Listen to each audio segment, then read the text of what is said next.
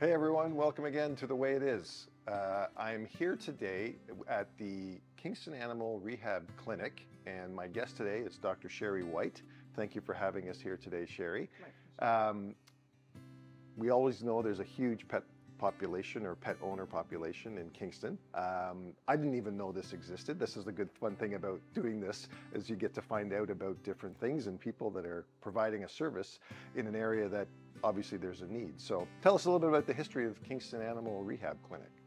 Well, we were established in August of 2010 and have been busy ever since.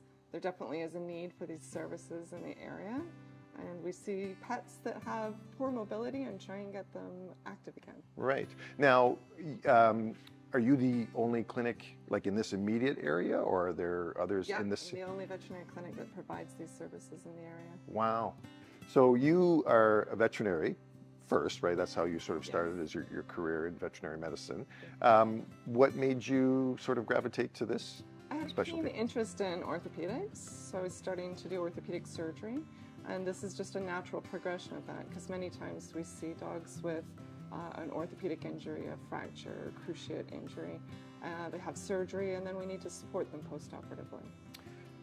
And you see, so here's, I mean, I'm not a pet owner, so, but there's the disconnect, because pets essentially are like humans, right? Where you have an injury and now you need therapy.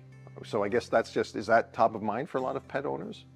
People are expecting the level of care that they would receive for their pets. Pets are a family member. And so if they go in, they have a knee surgery done, physiotherapy starts immediately post-operatively. Right. So they want that kind of support for their family members, their pets. Now, dogs is primarily the pet that you're seeing? We see mainly dogs. Right. We love seeing cats as well. Cats' signs of pain often go unnoticed by owners just because they're a different species than dogs, and they don't show their pain in the same way that humans do. Dogs are a little bit more human-like. Is it too general an assessment to say that it's also a lot of dogs because dogs are more active than cats, or is that not a fair assessment? That's fair. I mean, dogs tend to be out and about a little bit more than cats. Cats are often confined to the home, right. And so dogs may be getting into a little bit more trouble. Right. Now, you also help with mobility. So obviously there's, as pets get older, that's a certain class of pet that are, I guess, cases that you see? Yeah, absolutely. We see more and more dogs that are just declining in their overall abilities. Owners that want to ensure that they spend their twilight years in comfort. And so they come in for a pain assessment, and we help to improve their function. Wow. Okay, so number one injury, or the most predominant injury that you see? Far and away is a cruciate ligament injury. Okay. Dogs, which is an injury of the knee. This is a model of their knee, which is very similar to ours. Right. Only difference between a dog and a person with their knee is dogs stand up on their tippy toes, and their knee is in flexion, but we stand with our knee straight up and down. Right. So cruciate is a ligament within the knee that gets torn, causing instability, and then surgery is needed to provide the best function afterwards. Right. Yeah. So we often see them for 8 weeks post-operatively, from about 2 weeks post-op till 8 weeks. We do underwater treadmill therapy with them. We do laser therapy. We augment their pain relief medications and give them home exercises to do. Now, it's not just you here. You have a full-time technician on staff. Yes. Then that is like a physiotherapist, essentially. Is that? Essentially, physiotherapist is a human designation. Right. So in veterinary medicine, we call it rehabilitation. Okay.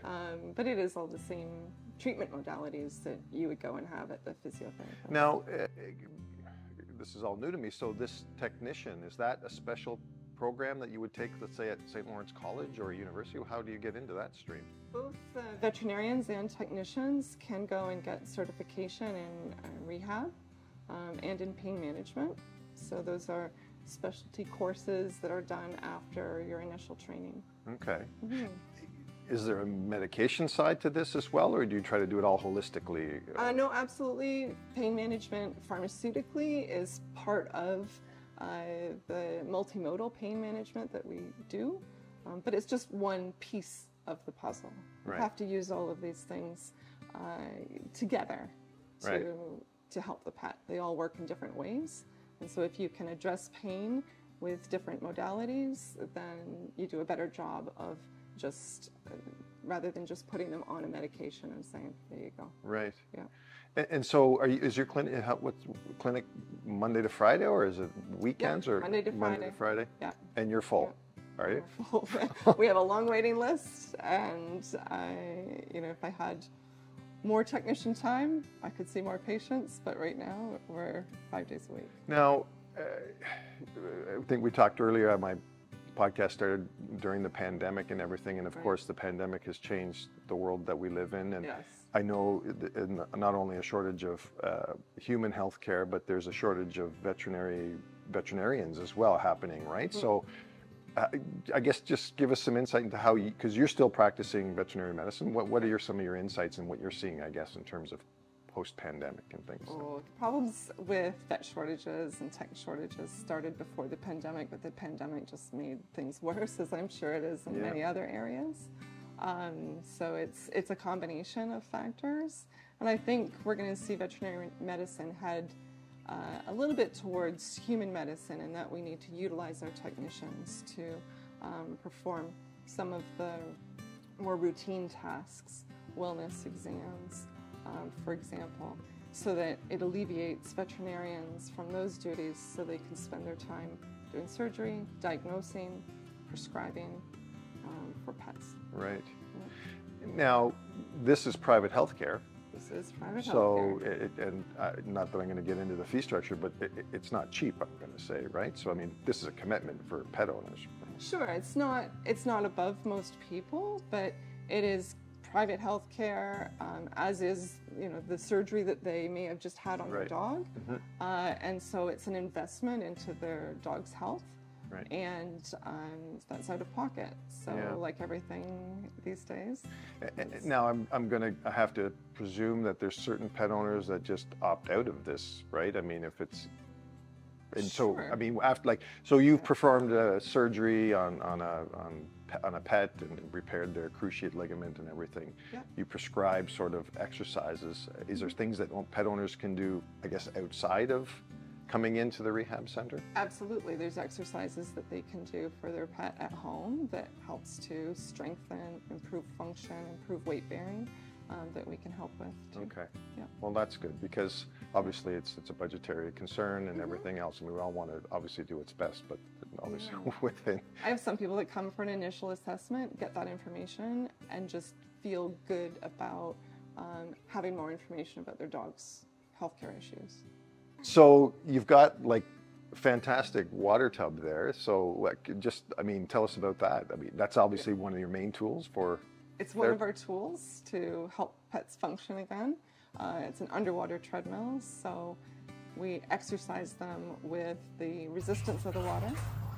So that helps to strengthen muscles. It helps to improve weight bearing, because if we have a dog, for example, that is three-legged lame, not weight bearing on a limb, we give them some buoyancy.